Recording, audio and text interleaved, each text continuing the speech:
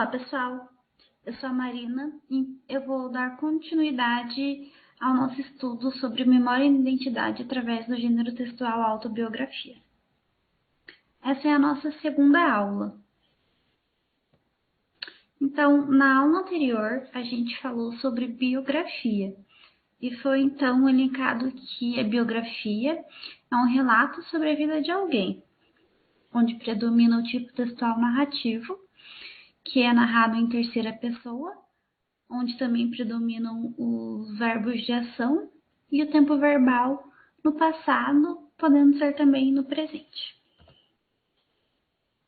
A estrutura da biografia, então, foi considerado que o título normalmente é com o nome do autor, contendo a introdução, o corpo do texto e a conclusão, sendo que na introdução são informações de origem do biografado, no corpo do texto contém os relatos cronológicos dos feitos, conquistas e experiências, e a conclusão, onde há informações sobre os últimos momentos da vida do autor ou sobre a sua condição de vida atual.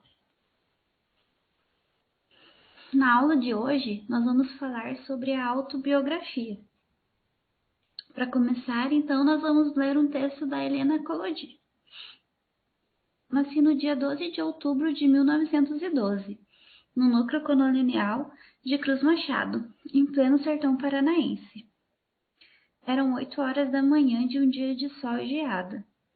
Meus pais eram ucranianos, que se conheceram e casaram no Paraná.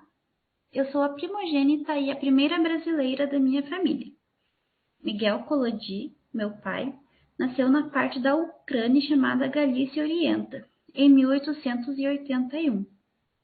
Tendo perdido o pai na grande epidemia da cólera que assolou a Ucrânia em 1893, Miguel, no ano seguinte, emigrou para o Brasil com a mãe e os irmãos. Mamãe, cujo nome de solteira era Victoria Sondrowska, também nasceu na Galícia Oriental, em 1892. Veio para o Brasil em 1911. Vovô radicou-se em Cruz Machado, onde papai trabalhava. Seu Miguel conheceu a jovem Vitória e apaixonou-se por ela. Casaram-se em janeiro de 1912. Estava escrito o primeiro capítulo da minha história. Cursei a Escola Normal de Curitiba, atual Instituto de Educação do Paraná, diplomando-me em 1931. Sou uma simples professora normalista e tenho muito orgulho disso. Escolhi o magistério levada pelo impulso irresistível da vocação. A poesia foi um imperativo psicológico. Ao magistério, dediquei os melhores anos da minha vida. Lecionei com prazer e entusiasmo. Amei meus alunos como se fossem meus irmãos, meus filhos. Muitas das minhas melhores amigas de hoje foram minhas alunas. O magistério e a poesia são as duas asas do meu ideal. Bom, esse texto foi a autobiografia da Helena Collodi, uma poetisa brasileira. E agora nós vamos assistir um vídeo também, cujo título é Biografia de Daniel. Depois nós conversamos sobre os dois textos. Eu sou o Daniel Pereira de Souza. Meu pai é Marcos Antônio Pereira de Souza. Minha mãe é Maria do Socorro de Souza. Eu tenho um irmão mais velho, que é o Isaías Pereira de Souza. E um irmão mais novo, que vai completar 2 anos esse ano, que é o Ismael Pereira de Souza. Meu pai, ele trabalha como eletricista. E minha mãe, ela não trabalha. Ela fica em casa cuidando, principalmente agora, né, do Ismael e limpando a casa, quando ela limpa no dia de semana. Meus pais, eles sempre se preocuparam com a escola, com minhas notas na prova, se eu estava fazendo atividades. Mas a partir de mais ou menos dos 4 anos, eu parei de pedir ajuda deles para fazer as atividades da escola.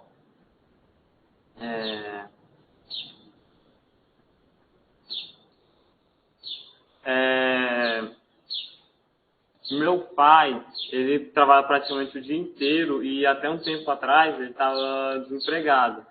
Ele trabalha na Oi, como eletricista. Minha mãe, né, ela não trabalha. E minha infância, eu não me lembro muito bem da minha infância, mas eu, quando era mais novo, eu saía para brincar com meus amigos, eu me divertia bastante, corria, pulava.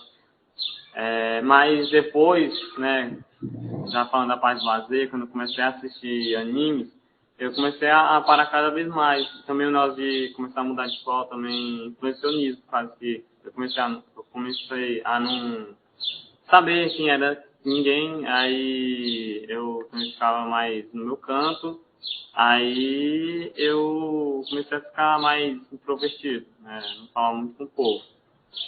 Eu nunca fui de estudar muito, geralmente eu estudo só antes das provas.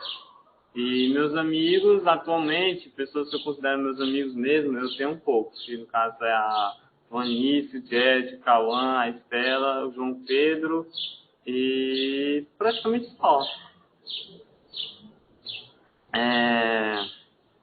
Meu jeito, eu sou introvertido, né? Eu não sou muito de falar.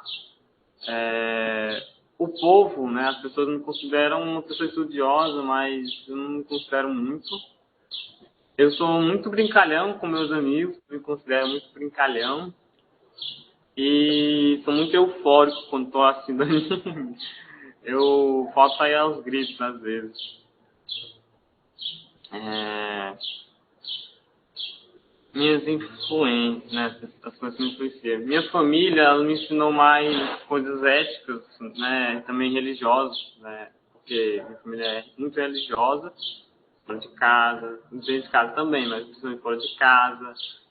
Não falar com estranhos, coisas do tipo. Com meus amigos,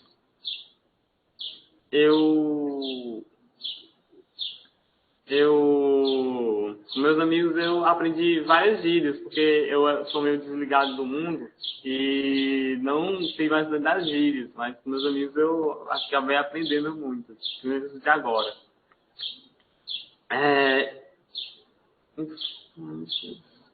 Vizinhos, eu quase não converso com vizinhos, eu quase não converso, não converso com os vizinhos. Quando eu estava na minha antiga casa, eu até conversava, porque o João Pedro, que é um dos meus amigos, ele morava praticamente do lado, fazendo ali na frente, né? Mas eu conversava bastante, mas agora que eu me mudei, eu não converso com ninguém que seja meu vizinho. Fatos sociais, culturais, históricos que me influenciaram.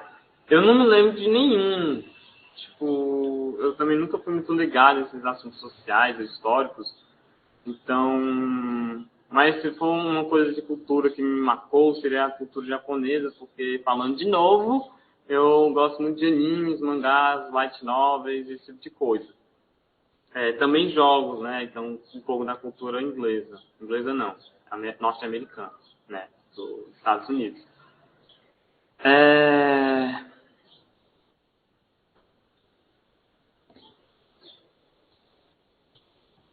Minha escola anterior é o Carlota Colares, é a Escola de Cidadania, professora Carlota Colares, na Penha Oliveira. Eu gostava muito dela. Eu não conversava com ninguém para variar, mas eu fiz um novo amigo. E eu gostava dela. O que eu penso sobre o Manuel Mano? É uma boa escola, bem organizada, meio puxada, até porque é uma escola integral, eu não estou acostumado com esse tipo de ensino.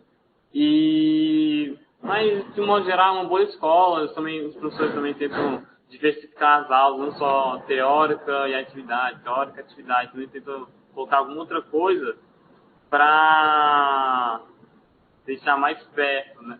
Mais perto não, para não ficar tão cansativo, né, as aulas. E eu não penso em nenhuma profissão a seguir, mas eu espero que seja no ramo da informática. E é só isso mesmo.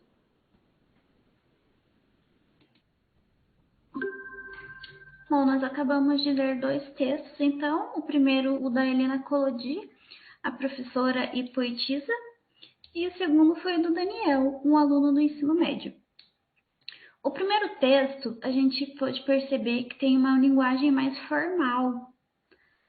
Isso pode ser observado e pode ter acontecido tanto pelo suporte, né? O texto foi escrito para ser publicado em um livro ou um jornal, enquanto o do Daniel é um vídeo, né? Um texto oral, onde vai mesmo ter mais marcas linguísticas.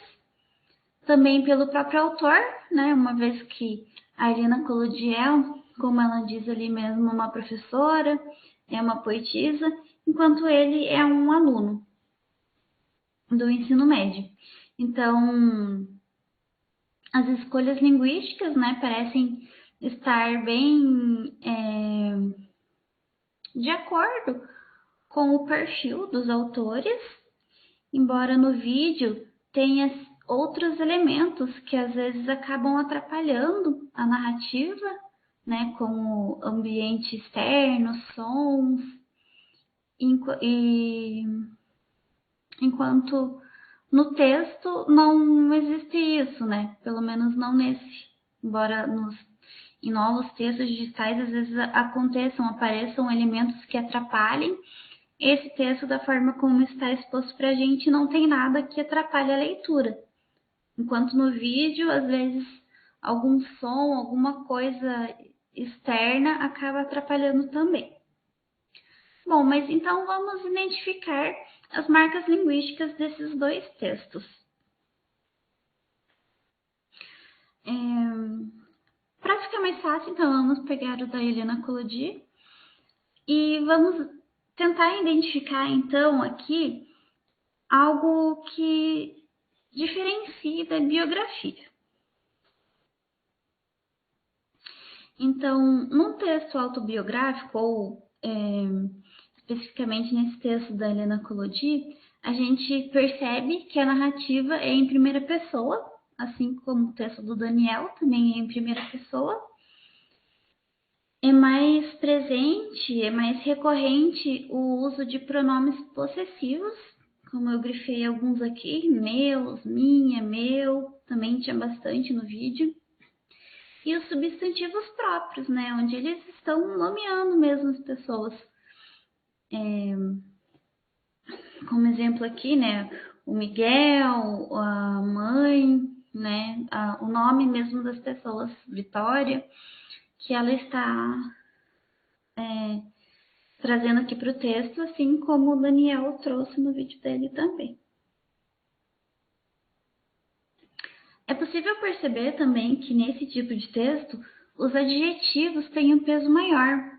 Isso acontece porque a pessoa que quer falar de si mesma, ela está fazendo com que intenção? Dificilmente é com a intenção de falar mal de si mesma, né? A pessoa geralmente quer enfatizar as suas qualidades, né? Então, num texto autobiográfico, vai ser mais comum encontrar mais adjetivos do que pode ter em uma biografia, porque às vezes a biografia pode ser imparcial, pode ser a favor do autor, ou pode ser, né, de repente, apontando mais problemas, mais características negativas. A linguagem, então, desses 2 textos, a gente pode considerar que deve ser utilizado um padrão culto formal. Porém, quando a gente observa o vídeo, a gente sabe que a pessoa que está fazendo a sua autobiografia, como no caso do Daniel, vai ter bastante marcas linguísticas, né? Então, assim como foi falado na aula anterior, deve ser também levado em conta as variações linguísticas, né? A pessoa está fazendo a sua autobiografia, ela está falando dela mesma. Então, por que não é certo ela utilizar a sua própria linguagem?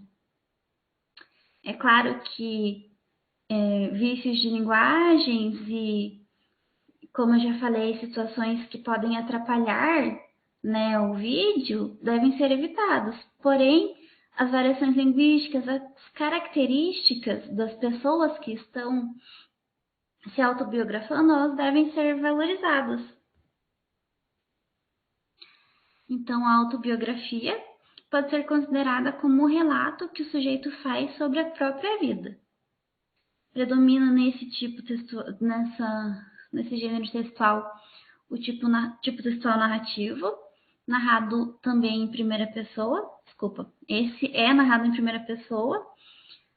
Predomina o verbo de ação e os pronomes possessivos, os substantivos próprios, e o tempo verbal é no passado e no presente. Então, a autobiografia, ela vai ser quase que obrigatoriamente vai conter, né, o tempo verbal no presente, porque dificilmente a pessoa vai falar dela mesma só no passado, né? Ela vai considerar o presente e, assim como o Daniel fez, por exemplo, falar, né, sobre o que pretende para o futuro, né?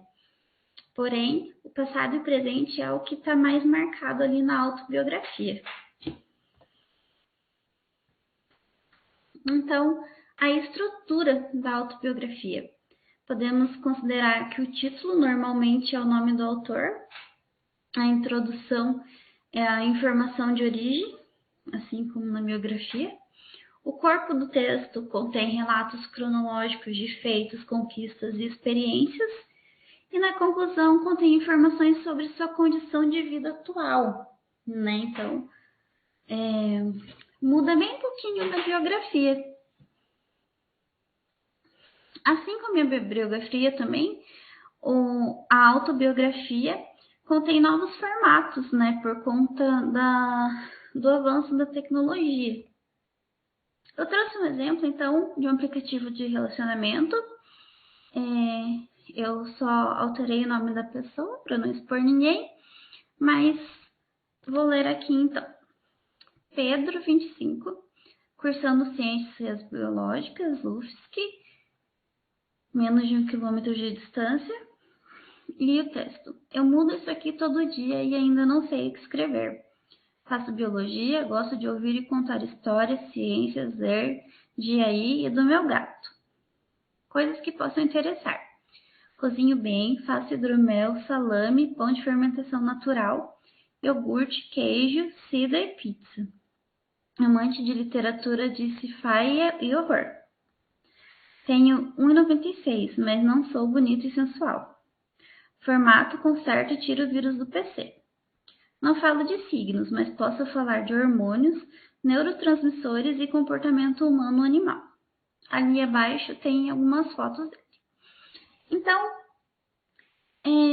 atualmente, né, as redes sociais estão cada vez mais presentes, né, na vida das pessoas.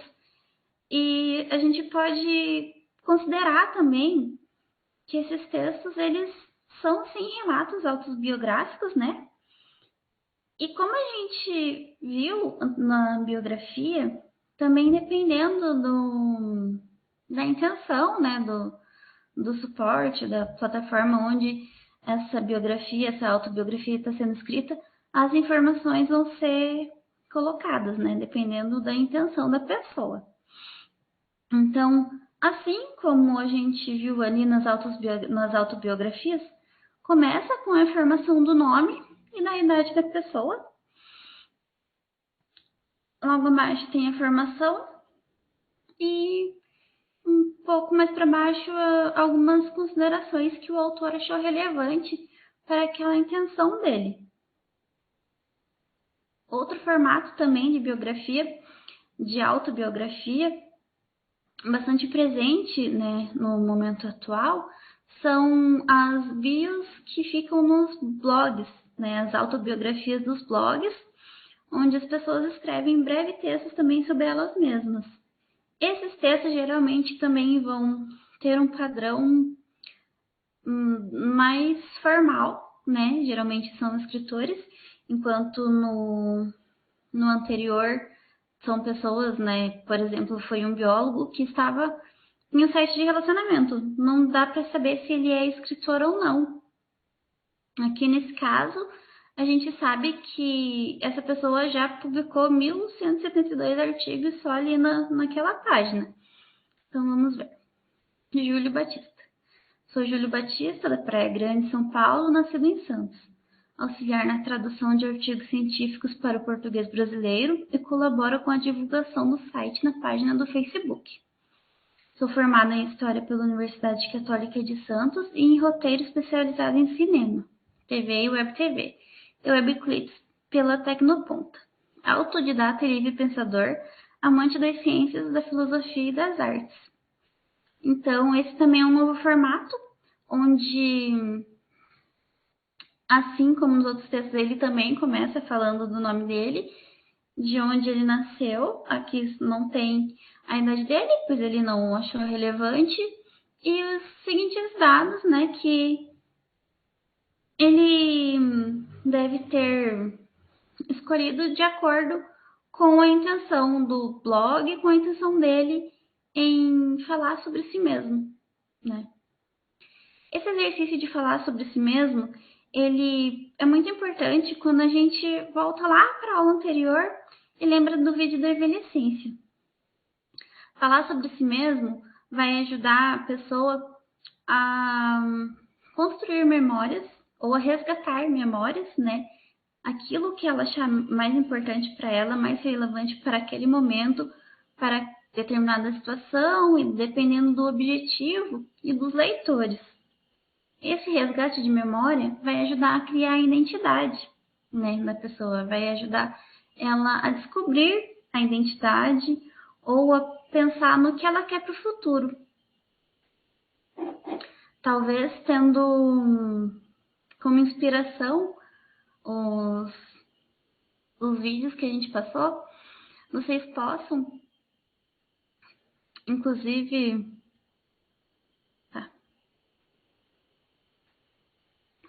esse exercício, inclusive como tarefa para essa aula, eu quero propor para vocês que nas redes sociais, onde geralmente Twitter, Facebook, Instagram, todas essas redes têm um espaço para biografia.